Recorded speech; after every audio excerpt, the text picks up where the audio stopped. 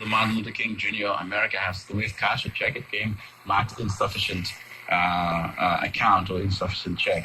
I want to read something quickly. This was a column I wrote in 2014 when Chase Bank came out here and made a commitment of $100 million over 5 years. I talked about, I said, no matter what happened in Detroit, the mortgage crisis also contributed to the city's economic decline, forcing people to not only flee their homes, but also flee the city. That is a narrative that we can't erase in the city's comeback story, and we should not pretend that it didn't exist. A report was released, a study was released titled Wasted Wealth, the Foreclosure Epidemic, a generational crisis for communities of color, underscored how Detroit lost $1.3 billion worth of wealth to the foreclosure crisis since 2012 alone.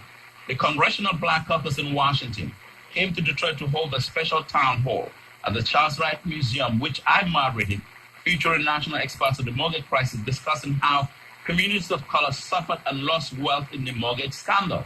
So when NBC Today showed Matt Lauer pointedly asking Jamie Dimon, chairman of the CEO of JP Morgan Chase, if the economic goodwill gesture for Detroit was a public relations move to put the bank in good light, especially after what happened during the mortgage crisis, the bank had dismissed the question.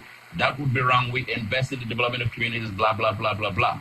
So I said this. Jamie Dimon could not simply acknowledge the role the bank played in the mortgage crisis reflected in the agreement it had with the Justice Department, and then talk about Detroit coming back from the mortgage crisis, because the 2008 economic crisis is still fresh on the minds of people, the majority of whom were devastated by that crisis and are still looking to regain their home, their dream of home ownership.